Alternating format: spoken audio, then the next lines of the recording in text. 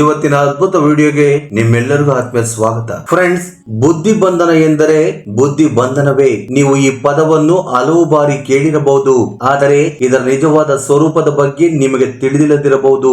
ಇಂದು ನಾನು ನಿಮಗೆ ಒಂದು ರಹಸ್ಯ ಮತ್ತು ಅಪಾಯಕಾರಿ ಸತ್ಯವನ್ನು ಹೇಳಲಿದ್ದೇನೆ. ಜಗತ್ತಿನಲ್ಲಿ ಪ್ರತಿ 100 ಜನರಲ್ಲಿ 10 ಜನರು ಈ ಅಪಾಯಕಾರಿ ರಹಸ್ಯದಿಂದ ಬಾಧಿತರಾಗಿದ್ದಾರೆ.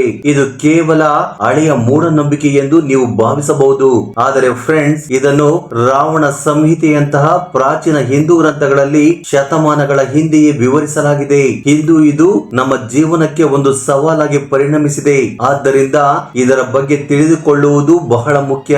ನಿಮ್ಮ ಜೀವನದಲ್ಲಿ ಎಲ್ಲವೂ ಸುಗಮವಾಗಿ ನಡೆಯುತ್ತಿರುವಾಗ ಇದ್ದಕ್ಕಿದ್ದಂತೆ ಯಾವುದೇ ಕಾರಣವಿಲ್ಲದೆ ಎಲ್ಲವೂ ತಪ್ಪಾಗಿ ತಿರುಗುವುದು ನಿಮಗೆ ಎಂದಾದರೂ ಸಂಭವಿಸಿದೆಯೇ? ನಿಮ್ಮ ಉದ್ಯೋಗ, ನಿಮ್ಮ ಸಂಬಂಧಗಳು, ನಿಮ್ಮ ಆರೋಗ್ಯ ಎಲ್ಲವೂ ಕ್ಷೀಣಿಸಲು ಪ್ರಾರಂಭಿಸಿದೆಯೇ? ಯಾವುದೋ ಒಂದು ಅದೃಶ್ಯ ಶಕ್ತಿ ನಿಮ್ಮನ್ನು ಹಿಂದಕ್ಕೆ ಎಳೆಯುತ್ತಿರುವಂತೆ ನಿಮಗೆ ಎಂದಿಗಾದರೂ ಅನಿಸಿದೆಯೇ? ನಿಮಗೆ ಹೀಗೆ ಅನಿಸಿದರೆ ಈ ವಿಡಿಯೋ ನಿಮಗಾಗಿಯೇ.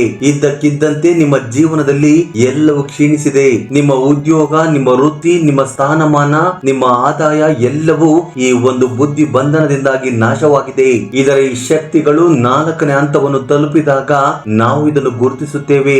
ಇದು ನಿಮ್ಮ ಮನಸ್ಸಿನ ನಿರ್ಧಾರ ತೆಗೆದುಕೊಳ್ಳುವ ಶಕ್ತಿಗಳನ್ನು ಸಂಪೂರ್ಣವಾಗಿ ತನ್ನ ಹಿಡಿತಕ್ಕೆ ತೆಗೆದುಕೊಳ್ಳುತ್ತದೆ. ನೀವು ಬಯಸದಿದ್ದರೂ ನೀವು ತಪ್ಪು ನಿರ್ಧಾರಗಳನ್ನು ತೆಗೆದುಕೊಳ್ಳಲು ಪ್ರಾರಂಭಿಸುತ್ತೀರಿ. ಇದರಿಂದಾಗಿ ನಿಮ್ಮ ಎಲ್ಲ ನಿರ್ಧಾರಗಳು ತಪ್ಪಾಗುತ್ತವೆ. ಇದರ ಪರಿಣಾಮವಾಗಿ ನೀವು ಪ್ರೀತಿಸುವವರೆಲ್ಲರೂ ನಿಮ್ಮಿಂದ ದೂರವಾಗುತ್ತಾರೆ. ನಿಮ್ಮ ಆದಾಯ, ನಿಮ್ಮ ವೃತ್ತಿ ಜೀವನವು ಕ್ಷೀಣಿಸುತ್ತದೆ. ಅಂದರೆ ಅವುಗಳ ಫಲಿತಾಂಶಗಳು ಶೂನ್ಯವಾಗುತ್ತವೆ. ಸಣ್ಣ ವಿಷಯಗಳಿಗೂ ಕೋಪ ಬರಲು ಪ್ರಾರಂಭವಾಗುತ್ತದೆ. ನಿಮ್ಮ ನಡವಳಿಕೆ ಕಿರಿಕಿರಿಯಾಗಿ ಬದಲಾಗುತ್ತದೆ. ನೀವು ಎಲ್ಲದಕ್ಕೂ ಕಿರಿಕಿರಿಗೊಳ್ಳುತ್ತೀರಿ. ಇದನ್ನು ನೀವು ಒತ್ತಡ ಮತ್ತು ಆತಂಕಕ್ಕೆ ಕಾರಣವೆಂದು ಹೇಳಬಹುದು, ಆದರೆ ಎಲ್ಲದಕ್ಕೂ ಒಂದು ತಾರ್ಕಿಕ ಕಾರಣವಿದೆ. ಫ್ರೆಂಡ್ಸ್, ಇದನ್ನೇ ಬುದ್ಧಿ ಬಂಧನ ಎನ್ನುತ್ತಾರೆ. ಇಂದು ನಾನು ನಿಮಗೆ ಒಂದು ಕ್ರಾಂತಿಕಾರಿ ಸತ್ಯವನ್ನು ಹೇಳಲು ಹೊರಟಿದ್ದೇನೆ. ಬುದ್ಧಿ ಬಂಧನ ಎಂದರೇನು, ಇದು ಏಕೆ ಸಂಭವಿಸುತ್ತದೆ ಮತ್ತು ಮುಖ್ಯವಾಗಿ ಇದನ್ನು ಶಾಶ್ವತವಾಗಿ ಹೇಗೆ ಮುರಿಯಬಹುದು? ಫ್ರೆಂಡ್ಸ್, ಈ ವಿಡಿಯೋವನ್ನು ಎಲ್ಲಿ ಕೂಡ ಸ್ಕಿಪ್ ಮಾಡದೆ ಪೂರ್ತಿಯಾಗಿ ನೋಡಲೇಬೇಕು. ಈ ವಿಶ್ವದಲ್ಲಿ ಪವಿತ್ರ ಶಕ್ತಿಗಳಿವೆ ಎಂದು ನಿಮಗೆ ತಿಳಿದಿದೆ ಅಲ್ಲವೇ? ಅದೇ ರೀತಿ ನಕಾರಾತ್ಮಕ ಶಕ್ತಿಗಳು ಕೂಡ ಇವೆ. ಈ ವಿಡಿಯೋದ ಉದ್ದೇಶ ಈ ನಕಾರಾತ್ಮಕ ಶಕ್ತಿಗಳ ಬಗ್ಗೆ ನಿಮಗೆ ಅರಿವು ಮೂಡಿಸುವುದಾಗಿದೆ. ಅರಿವು, ಇದರ ಪರಿಣಾಮಗಳು ಎಲ್ಲವನ್ನು ಕಳೆದುಕೊಂಡಾಗ ಮಾತ್ರ ಗುರುತಿಸಲ್ಪಡುತ್ತವೆ. ಈ ವಿಡಿಯೋದಲ್ಲಿ ನಿಮ್ಮ ಸೂಕ್ತ ಮನಸ್ಸಿನ ಶಕ್ತಿಗಳನ್ನು ಮತ್ತೆ ಜಾಗೃತಗೊಳಿಸುವ ಕೆಲವು ರಹಸ್ಯ ಆಚರಣೆಗಳನ್ನು ನಾನು ಬಹಿರಂಗಪಡಿಸುತ್ತಿದ್ದೇನೆ. ಇದು ಕೇವಲ ಸಿದ್ಧಾಂತವಲ್ಲ, ಇದು ನಿಜವಾಗಿಯೂ ಕೆಲಸ ಮಾಡುವ ಒಂದು ಪ್ರಾಯೋಗಿಕ ವಿಧಾನ. ಆ ಬಂಧನಗಳನ್ನು ಗುರುತಿಸಲು ನೀವು ಬಯಸುವಿರಾ? ಆ ಕಳೆದು ಹೋದ ಬೆಳಕನ್ನು ಮರಳಿ ಪಡೆಯಲು ಬಯಸುವಿರಾ? ಹಾಗಾದರೆ ಈ ವಿಡಿಯೋದ ಒಂದು ಕ್ಷಣವನ್ನು ಸಹ ಬಿಡಬೇಡಿ, ಏಕೆಂದರೆ ಮುಂದಿನ ನಿಮಿಷ ನಿಮ್ಮ ಜೀವನವನ್ನು ಶಾಶ್ವತವಾಗಿ ಬದಲಾಯಿಸಬಹುದು. ಫ್ರೆಂಡ್ಸ್, ಇದು 6 ತಿಂಗಳ ಹಿಂದೆ ನಡೆದ ಘಟನೆ. ನನಗೆ ಒಬ್ಬ ವಿಶೇಷ ಸ್ನೇಹಿತನಿದ್ದಾನೆ, ಪ್ರಕಾರ್ ಗುಪ್ತಾ. ಅವನು ಬಿಟೆಕ್ ಇಂಜಿನಿಯರ್ ಮತ್ತು ಪ್ರಸ್ತುತ ಬೋಯಿಸೆ USA ಇದ್ದಾನೆ. ನಾವು ಹಿಮಾಚಲ ಪ್ರದೇಶದ ಕಾಂಗ್ರಾದಲ್ಲಿ ನಡೆದ ಯೋಗ ಶಿಬಿರದಲ್ಲಿ ಭೇಟಿಯಾದೆವು. ಯೋಗದ ನಂತರ ನಾವು ಆಗಾಗ್ಗೆ ಒಟ್ಟಿಗೆ ಕುಳಿತು ಗಂಟೆಗಟ್ಟಲೆ ರಹಸ್ಯ ಗೂಢ ವಿಜ್ಞಾನದ ಬಗ್ಗೆ ಮಾತನಾಡುತ್ತಿದ್ದೆವು. ಕೋರ್ಸ್ ಮುಗಿದ ನಂತರ ನಾವು ಬೇರೆಯಾದೆವು, ಆದರೆ ನಮ್ಮ ಸ್ನೇಹ ಫೋನ್ ಮತ್ತು ವಾಟ್ಸ್ಆಪ್ ಮೂಲಕ ಮುಂದುವರಿಯಿತು. ಇದ್ದಕ್ಕಿದ್ದಂತೆ ಅವನ ಫೋನ್ ಕರೆಗಳು ನಿಂತು ಹೋದವು. ನಾನು ಕಾಲ್ ಮಾಡಿದರೆ ಅವನು ಸ್ವೀಕರಿಸುತ್ತಿರಲಿಲ್ಲ. ವಾಟ್ಸ್ಆಪ್ ನಲ್ಲಿ ಕೇವಲ ಹಾಯ್ ಹಲೋ ಮಾತ್ರ. ಅವನು ಕೆಲಸದಲ್ಲಿ ಅಥವಾ ಕುಟುಂಬದೊಂದಿಗೆ ಬ್ಯುಸಿಯಾಗಿರಬಹುದು ಎಂದು ನಾನು ಅಂದುಕೊಂಡೆ. ಸಮಯ ಕಳೆಯಿತು. ಒಂದು ದಿನ ಅವನು ಇದ್ದಕ್ಕಿದ್ದಂತೆ ಕಾಲ್ ಮಾಡಿದ. ಅವನ ಧ್ವನಿ ಬದಲಾಗಿತ್ತು. ಅವನಲ್ಲಿ ಇಂದಿನ ಶಕ್ತಿಯೇ ಇರಲಿಲ್ಲ. ಅವನ ಧ್ವನಿಯಲ್ಲಿ ಒಂದು ವಿಚಿತ್ರ ನೋವಿತ್ತು. ಏನೋ ಸರಿ ಇಲ್ಲ ಎಂದು ನನಗೆ ಗೊತ್ತಾಯಿತು. ನಾನು ಅವನನ್ನು ಒತ್ತಾಯಿಸಿದೆ. ನೀನು ಚೆನ್ನಾಗಿದ್ದೀಯಾ ಎಂದು ಕೇಳಿದೆ. ಪ್ರಕಾರ್ ಹೀಗೆ ಉತ್ತರಿಸಿದ, ನನ್ನ ಜೀವನ ಸಂಪೂರ್ಣವಾಗಿ ನಾಶವಾಗಿದೆ. ಉದ್ಯೋಗ, ಕುಟುಂಬ ಎಲ್ಲವೂ ಇದ್ದರೂ ನನಗೆ ಏನು ಇಲ್ಲ ಎಂದು ಅನಿಸುತ್ತಿದೆ ಎಂದು ಹೇಳಿದ. ಆಗ ನಾನು ಎಲ್ಲವನ್ನು ವಿವರವಾಗಿ ಹೇಳು ಎಂದು ಕೇಳಿದೆ. ಆಗ ಅವನು 1 ವರ್ಷದ ಹಿಂದೆ ಅವನು ತನ್ನ ಹೆಂಡತಿಯ ಮನೆಗೆ ಹೋಗಿದ್ದ. ಹಿಂತಿರುಗಿದ ನಂತರ ಎಲ್ಲವೂ ಬದಲಾಯಿತು. ಅವನು ತನ್ನ ಹೆಂಡತಿಯೊಂದಿಗೆ ಹೆಚ್ಚು ಜಗಳವಾಡಲು ಪ್ರಾರಂಭಿಸಿದ. ಏನನ್ನಾದರೂ ಮಾಡಲು ಪ್ರಯತ್ನಿಸಿದಾಗ ಅವನು ಮನಸ್ಸು ಹಿಂದಕ್ಕೆ ತಿರುಗುತ್ತಿತ್ತು. ಗಮನ ಕೇಂದ್ರೀಕರಿಸಲು ಪ್ರಯತ್ನಿಸಿದರೂ ಅವನು ಆಕರ್ಷಣೆಗೆ ಒಳಗಾಗುತ್ತಿದ್ದ. ದಿನವಿಡೀ ಖಾಲಿಯಾಗಿ ಕಳೆದು ಹೋಗುತ್ತಿತ್ತು. ಅವನು ಉತ್ಪಾದಕನಾಗಿರಲು ಸಾಧ್ಯವಾಗಲಿಲ್ಲ. ಅವನು ಏನು ಮಾಡಿದರೂ ಅವನ ಮನಸ್ಸು ಹಿಂದಕ್ಕೆ ತಿರುಗುತ್ತಿತ್ತು. ಗಮನ ಕೇಂದ್ರೀಕರಿಸಲು ಸಾಧ್ಯವಾಗಲಿಲ್ಲ. ಅವನು ಯಾವಾಗಲೂ ದಣಿದಿರುತ್ತಿದ್ದ. ಅವನ ಆರೋಗ್ಯ ಕ್ಷೀಣಿಸಿತು. ವೈದ್ಯರನ್ನು ಸಂಪರ್ಕಿಸಿದಾಗ ಅವರು ಅವನಿಗೆ ಒತ್ತಡ ಅಥವಾ ಆತಂಕವಿದೆ ಎಂದು ಹೇಳಿದರು. ವೈದ್ಯರು ಔಷಧಿಗಳನ್ನು ನೀಡಿದರು, ಆದರೆ ಔಷಧಿಗಳು ಕೆಲಸ ಮಾಡಲಿಲ್ಲ. ಯಾವುದೇ ರೋಗ ನಿರ್ಣಯವಾಗಲಿಲ್ಲ. ಅತ್ಯಂತ ಭಯಾನಕ ವಿಷಯವೆಂದರೆ ನನ್ನ ಸ್ನೇಹಿತ ಆತ್ಮಹತ್ಯೆ ಯೋಚನೆಗಳನ್ನು ಮಾಡಲು ಪ್ರಾರಂಭಿಸಿದ. ಇದು ತುಂಬಾ ಭಯಾನಕವಾಗಿದೆ ಫ್ರೆಂಡ್ಸ್. ಇದೇ ಬುದ್ಧಿ ಬಂಧನದ ಸಾರಾಂಶ. ಪ್ರಕಾರ್ನ ಸಂಪೂರ್ಣ ಕಥೆಯನ್ನು ಇಲ್ಲಿ ವಿವರಿಸಲು ನನಗೆ ಅಸಾಧ್ಯ. ಆದರೆ ಇಂದು ಅವನು ಸಂಪೂರ್ಣವಾಗಿ ಚೇತರಿಸಿಕೊಂಡು ತನ್ನ ಕುಟುಂಬದೊಂದಿಗೆ ಸಂತೋಷವಾಗಿದ್ದಾನೆ. ಇದೆಲ್ಲ ಹೇಗೆ ನಡೆಯಿತು ಮತ್ತು ಪ್ರಕಾರ್ ಹೇಗೆ ಚೇತರಿಸಿಕೊಂಡ ಈ ವಿಡಿಯೋದಲ್ಲಿ ಮುಂದೆ ನಾವು ಇದನ್ನು ತಿಳಿದುಕೊಳ್ಳೋಣ ಫ್ರೆಂಡ್ಸ್. ಹಾಗಾಗಿ ನನ್ನೊಂದಿಗೆ ಬನ್ನಿ.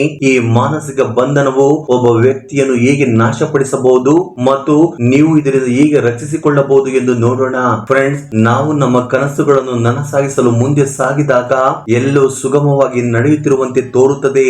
ಆದರೆ ಇದ್ದಕ್ಕಿದ್ದಂತೆ ಒಂದು ಕ್ಷಣ ಬರುತ್ತದೆ, ಆಗ ಎಲ್ಲವೂ ಬದಲಾಗುತ್ತದೆ. ಧನಾತ್ಮಕ ಫಲಿತಾಂಶಗಳನ್ನು ನೀಡುತ್ತಿದ್ದ ವಿಷಯಗಳು ಇದ್ದಕ್ಕಿದ್ದಂತೆ ಶೂನ್ಯವಾಗುತ್ತವೆ. ನೀವು ಕಷ್ಟಪಟ್ಟು ಕೆಲಸ ಮಾಡುತ್ತೀರಿ, ಆದರೆ ಫಲಿತಾಂಶ ಶೂನ್ಯ. ನೀವು ತೆಗೆದುಕೊಳ್ಳುವ ಪ್ರತಿಯೊಂದು ನಿರ್ಧಾರವು ವಿಫಲವಾಗುತ್ತದೆ. ನೀವು ಒಂದನ್ನು ಪ್ರಯತ್ನಿಸುತ್ತೀರಿ, ಆದರೆ ಇನ್ನೊಂದು ಸಂಭವಿಸುತ್ತದೆ. ಯಾವುದೋ ಒಂದು ಶಕ್ತಿ ನಿಮ್ಮನ್ನು ಕೆಳಗೆ ಎಳೆಯುತ್ತಿರುವಂತೆ ನಿಮಗೆ ಅನಿಸುತ್ತದೆ. ಆಲೋಚನೆಗಳು ಬರುವುದು ನಿಂತು ಹೋಗುತ್ತವೆ. ಕೆಲವೊಮ್ಮೆ ಒಳ್ಳೆಯದಾಗಿದ್ದ ವಿಷಯಗಳು ಕೆಟ್ಟದಾಗಿ ಕಾಣಲು ಪ್ರಾರಂಭಿಸುತ್ತವೆ. ಸೋಮಾರಿತನ, ನಿದ್ರೆ ಮತ್ತು ವ್ಯಸನ ಕೂಡ ಚೆನ್ನಾಗಿರುವಂತೆ ಕಾಣುತ್ತವೆ. ಕ್ರಮೇಣ ನಿಮ್ಮ ಆರೋಗ್ಯವು ಕ್ಷೀಣಿಸಲು ಪ್ರಾರಂಭಿಸುತ್ತದೆ. ಫ್ರೆಂಡ್ಸ್, ಇದೆಲ್ಲ ಸಂಭವಿಸಲು ಅತಿ ದೊಡ್ಡ ಕಾರಣ ನಿಮ್ಮ ಪ್ರಗತಿ, ನಿಮ್ಮ ಅಭಿವೃದ್ಧಿ. ವಾಸ್ತವವಾಗಿ ನಿಮ್ಮ ಪ್ರಗತಿಯನ್ನು ನೋಡಿ ಸಹಿಸಲಾಗದವರು ಇದನ್ನು ಸಹಿಸುವುದಿಲ್ಲ. ಇಲ್ಲಿಂದಲೇ ಇದು ಪ್ರಾರಂಭವಾಗುತ್ತದೆ. ಈಗ ನಾನು ಪ್ರಕಾರ್ ಬಗ್ಗೆ ಹೇಳಿದಂತೆ, ಪ್ರಕಾರ್ ಒಂದು ವರ್ಷದ ಹಿಂದೆ ತನ್ನ ಹೆಂಡತಿಯ ಮನೆಗೆ ಹೋಗಿದ್ದ.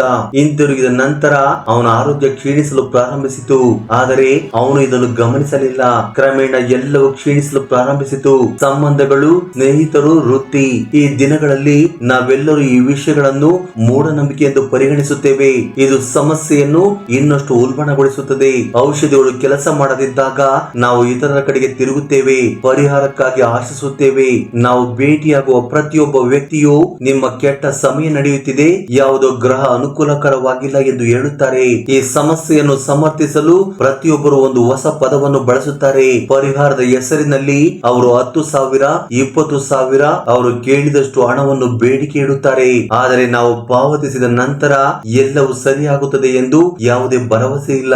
ಏಕೆಂದರೆ ನಾವು ಪಾವತಿಸಿದ ನಂತರ ಅವರು ನಮ್ಮ ಫೋನ್ ನಂಬರ್ ಅನ್ನು ಸಹ ಬ್ಲಾಕ್ ಮಾಡುತ್ತಾರೆ. ಫ್ರೆಂಡ್ಸ್, ಇಲ್ಲಿಯವರೆಗೆ ನಿಮ್ಮ ಬುದ್ಧಿ ಬಂಧನ ಎಂದರೇನು, ಇದು ಏಕೆ ಸಂಭವಿಸುತ್ತದೆ ಎಂದು ತಿಳಿದಿದೆ.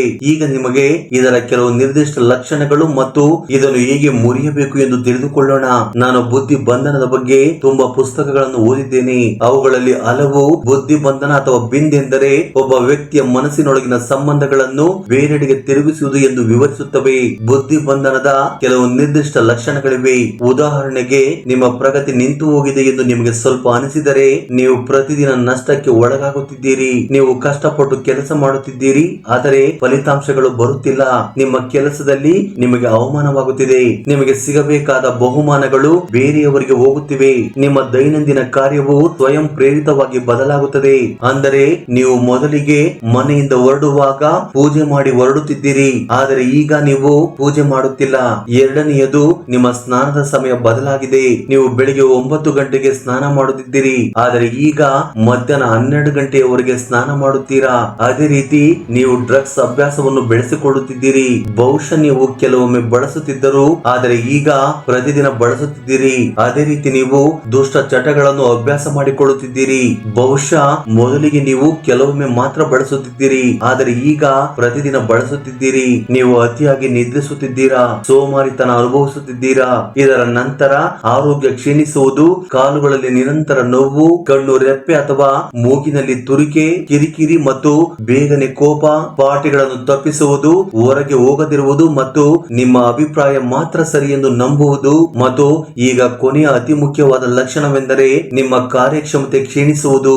ನಿಮ್ಮ ಕೆಲಸದ ಫಲಿತಾಂಶಗಳು ಶೂನ್ಯವಾಗುತ್ತವೆ. ನೀವು ತೀವ್ರ ಒತ್ತಡವನ್ನು ಅನುಭವಿಸಬಹುದು ಮತ್ತು ಆತ್ಮಹತ್ಯೆ ಯೋಚನೆಗಳನ್ನು ಮಾಡಬಹುದು. ಇವೆಲ್ಲವೂ ಮಾನಸಿಕ ದೌರ್ಬಲ್ಯವನ್ನು ಸೂಚಿಸುವ ಲಕ್ಷಣಗಳು. ಒಬ್ಬ ವ್ಯಕ್ತಿಗೆ ಮಾನಸಿಕ ದೌರ್ಬಲ್ಯ ಇದ್ದರೆ ನೀವು ಬಹುಶಃ ಈ ಲಕ್ಷಣಗಳಲ್ಲಿ ಹೆಚ್ಚಿನದನ್ನು ಏಕಕಾಲದಲ್ಲಿ ಅನುಭವಿಸುತ್ತೀರಿ. ಆಗ ಮಾತ್ರ ಇದನ್ನು ಮಾನಸಿಕ ದೌರ್ಬಲ್ಯ ಎಂದು ಕರೆಯಬಹುದು. ಬೇರೆ ಕಾರಣಗಳು ಇರಬಹುದು. ಈ ಲಕ್ಷಣಗಳು ಸಮಯ ಕಳೆದಂತೆ ಹೆಚ್ಚು ಶಕ್ತಿಯುತವಾಗುತ್ತವೆ. ಪ್ರಮುಖ ಲಕ್ಷಣವೆಂದರೆ ಮೆದುಳು ಸರಿಯಾಗಿ ಕೆಲಸ ಮಾಡದಿರುವುದು ಅಥವಾ ಮನಸ್ಸು ಅಥವಾ ಬುದ್ಧಿ ವಿಭಿನ್ನವಾಗಿ ವರ್ತಿಸುವುದು. ವರ್ತಿಸುವುದು, ಒತ್ತಡ ಮತ್ತು ಆತಂಕ ಹೆಚ್ಚಾಗುವುದು ತುಂಬಾ ಸಾಮಾನ್ಯ. ಫ್ರೆಂಡ್ಸ್, ಈಗ ನಾವು ಈ ವಿಡಿಯೋದಲ್ಲಿ ನೋಡಲು ಎದುರು ನೋಡುತ್ತಿರುವ ಬುದ್ಧಿ ಬಂಧನವನ್ನು ಮುರಿಯುವುದು ಹೇಗೆ ಎಂಬ ಭಾಗಕ್ಕೆ ಬರುತ್ತಿದ್ದೇವೆ. ಬುದ್ಧಿ ಬಂಧನವನ್ನು ಹೇಗೆ ಮುರಿಯಬೇಕು ಅಂದ್ರೆ ಇದಕ್ಕಾಗಿ ಜನರು ತುಂಬಾ ದೀರ್ಘವಾದ ಮತ್ತು ಸಂಕೀರ್ಣವಾದ ವಿಧಾನಗಳನ್ನು ಸೂಚಿಸುತ್ತಾರೆ. ಆದರೆ ನಾನು ನಿಮಗೆ ರಾವಣ ಸಂಹಿತೆಯಲ್ಲಿ ನೀಡಲಾದ ಒಂದು ಸರಳ ಮತ್ತು ಶಕ್ತಿಶಾಲಿ ವಿಧಾನವನ್ನು ಹೇಳಲು ಹೊರಟಿದ್ದೇನೆ. ಇದನ್ನು ನೀವು ಮೊದಲ ದಿನದಿಂದಲೇ ವ್ಯತ್ಯಾಸವನ್ನು ಅನುಭವಿಸುತ್ತೀರಿ. ನೀವು ಮಾಡಬೇಕಾದ ಮೊದಲ ಕೆಲಸವೆಂದರೆ ನಿಮ್ಮ ಮನಸ್ಸನ್ನು ಸ್ಥಿರಗೊಳಿಸುವುದು ಮತ್ತು ಗಮನವನ್ನು ಕೇಂದ್ರೀಕರಿಸುವುದು. ನಿಮ್ಮ ಮನಸ್ಸು ನಿಮ್ಮ ನಿಯಂತ್ರಣಕ್ಕೆ ಬಂದ ತಕ್ಷಣ ಸರಿಯಾದ ಕೆಲಸವನ್ನು ಮಾಡಿ, ಆಗ ಅದು ಕೆಲಸ ಮಾಡಲು ಪ್ರಾರಂಭ ಮಾಡುತ್ತದೆ. ಇದಕ್ಕಾಗಿ ನೀವು ಕೆಲವು ವಸ್ತುಗಳನ್ನು ಸಂಗ್ರಹಿಸಬೇಕು. ಮೊದಲು ಆಚರಣೆಯಲ್ಲಿ ಬಳಸಬೇಕಾಗಿರುವುದು ತಿನ್ನುವ ಸೋಂಪು ಮತ್ತು ಒಂದು ಬಿಳಿ ರುಮಾಲು. ಈಗ ಒಂದು ಕೈಯಲ್ಲಿ ಸೋಂಪು ಬೀಜಗಳನ್ನು ತೆಗೆದುಕೊಂಡು ಅವುಗಳನ್ನು ಬಿಳಿ ರುಮಾಲಿನಲ್ಲಿ ಕಟ್ಟಿ ದಿಂಬಿನ ಕೆಳಗೆ ಅಥವಾ ದಿಂಬಿನ ಬಳಿ ಇರಿಸಿ. 15 ದಿನಗಳ ನಂತರ ಸೋಂಪು ಬೀಜಗಳನ್ನು ಮನೆಯ ಹೊರಗೆ ಎಸೆಯಿರಿ. ರುಮಾಲನ್ನು ತೊಳೆಯಿರಿ ಮತ್ತು ಹೊಸ ಗಂಟನ್ನು ತಯಾರಿಸಿ. ಮರುದಿನ ನೀವು ಎದ್ದ ತಕ್ಷಣ ನಿಮ್ಮ ಬೆಳಕು ಸಂಪೂರ್ಣವಾಗಿ ಭಿನ್ನವಾಗಿರುವುದನ್ನ ನೀವು ನೋಡುತ್ತೀರಿ. ನಿಮ್ಮ ಕೆಲಸಗಳೆಲ್ಲವೂ ಸರಿಯಾಗಿರುತ್ತವೆ ಮತ್ತು ಅವು ಕ್ರಮೇಣ ಸುಧಾರಿಸುತ್ತವೆ. ಫ್ರೆಂಡ್ಸ್, ಈಗ ನಿಮ್ಮ ನಕಾರಾತ್ಮಕತೆಯನ್ನು ಸಂಪೂರ್ಣವಾಗಿ ತೆಗೆದುಹಾಕಲು ನೀವು ಇನ್ನೊಂದು ಕೆಲಸವನ್ನು ಮಾಡಬೇಕು. ಇದಕ್ಕಾಗಿ ನಿಮಗೆ ಕೆಲವು ಲವಂಗಗಳು, ಹಸಿರು ಏಲಕ್ಕಿ, ಕರ್ಪೂರ ಮತ್ತು ಒಂದು ಮಣ್ಣಿನ ದೀಪ ಬೇಕು. ಫ್ರೆಂಡ್ಸ್, ನೀವು ಪ್ರತಿದಿನ ಬೆಳಿಗ್ಗೆ ಮತ್ತು ಸಂಜೆ ಸ್ವಲ್ಪ ಕರ್ಪೂರವನ್ನು 5 ಜೋಡಿ ಲವಂಗಗಳ ಜೊತೆಗೆ ತೆಗೆದುಕೊಳ್ಳಬೇಕು. 5 ಜೋಡಿ ಲವಂಗಗಳು ಎಂದರೆ 10 ಲವಂಗಗಳು ಮತ್ತು 3 ಹಸಿರು ಏಲಕ್ಕಿ. ಅದೇ ಪ್ರಮಾಣದಲ್ಲಿ ನೀವು ಇವುಗಳನ್ನು 2 ಕೈಗಳಲ್ಲಿ ಹಿಡಿದುಕೊಳ್ಳಬೇಕು. ಅಂದರೆ ಒಂದು ಕೈಯಲ್ಲಿ 5 ಜೋಡಿ ಲವಂಗಗಳು, 3 ಹಸಿರು ಏಲಕ್ಕಿ ಮತ್ತು ಸ್ವಲ್ಪ ಕರ್ಪೂರ, ಮತ್ತು ಇನ್ನೊಂದು ಕೈಯಲ್ಲಿ ಅದೇ ಪ್ರಮಾಣದ 10 ಲವಂಗಗಳು, 3 ಹಸಿರು ಏಲಕ್ಕಿ ಮತ್ತು ಸ್ವಲ್ಪ ಕರ್ಪೂರ. ಈ ವಸ್ತುಗಳನ್ನು 2 ಕೈಯಲ್ಲಿ ಹಿಡಿದುಕೊಂಡ ನಂತರ ಒಂದು ನಿಶ್ಶಬ್ದ ಸ್ಥಳದಲ್ಲಿ ಕುಳಿತುಕೊಂಡು ನೀವು ನಂಬುವ ದೇವರ ಹೆಸರನ್ನು ಜಪಿಸಲು ಪ್ರಾರಂಭಿಸಿ. ನೀವು ನಂಬುವ ದೇವರ ಹೆಸರನ್ನು ಜಪಿಸುವುದು 10 ರಿಂದ 15 ನಿಮಿಷಗಳ ಕಾಲ ಮುಂದುವರಿಯುತ್ತದೆ. ನೀವು ಮುಂದುವರಿಸಿದಾಗ ನಿಮ್ಮ ಕೈಗಳಲ್ಲಿ ಒಂದು ಭಾರವಾದಂತೆ ಅನಿಸಲು ಪ್ರಾರಂಭಿಸುತ್ತದೆ. ನೀವು ಹೆಚ್ಚು ಬೆವರಲು ಶುರು ಮಾಡುತ್ತೀರಾ. ಅತಿ ದೊಡ್ಡ ಲಕ್ಷಣವೆಂದರೆ ನೀವು ಜಪಿಸುತ್ತಿರುವಾಗ ನೀವು ಹನುಮಾನ್, ಶಿವ, ದೇವಿ, ಯಾವುದೇ ದೇವತೆ ಅಥವಾ ಹನುಮಾನ್ ಚಾಲಿಸನ್ನು ಓದುತ್ತಿದ್ದರೂ ನಿಮ್ಮ ಪೂಜೆಗೆ ಅಡ್ಡಿಪಡಿಸುವ ಕೆಲವು ಚಟುವಟಿಕೆಗಳು ನಿಮ್ಮ ಕೈಗಳಲ್ಲಿ ಒಂದರಲ್ಲಿ ನಡೆಯುತ್ತವೆ. ಮತ್ತು ಫ್ರೆಂಡ್ಸ್, ನಿಮ್ಮ ಕೈಗಳಲ್ಲಿ ಏನೋ ಚಲಿಸುತ್ತಿದೆ ಎಂದು ನೀವು ಅನುಭವಿಸುತ್ತೀರಿ. ಇದು ಸ್ವಲ್ಪ ವಿಚಿತ್ರವಾಗಿ ಕಾಣಿಸಬಹುದು, ಆದರೆ ಇದು ನಿಜವಾಗಿಯೂ ಕೆಲಸ ಮಾಡುತ್ತದೆ. ಮತ್ತು ಮೊದಲ ದಿನ ಮಾಡಿದ ನಂತರ ನೀವು ಉತ್ತಮವಾಗಿ ಭಾವಿಸುತ್ತೀರಿ. ನಿಮ್ಮಲ್ಲಿ ಒಂದು ಲಘುತ್ವವನ್ನು ಅನುಭವಿಸುತ್ತೀರಿ. ವಾಸ್ತವವಾಗಿ ನಾವು ಎಲ್ಲ ಸಂಗತಿಗಳನ್ನು ಮಾಡಿದ್ದೇವೆ. ನಮಗೆ ಇದರ ಬಗ್ಗೆ ಬಹಳಷ್ಟು ಅನುಭವವಿದೆ.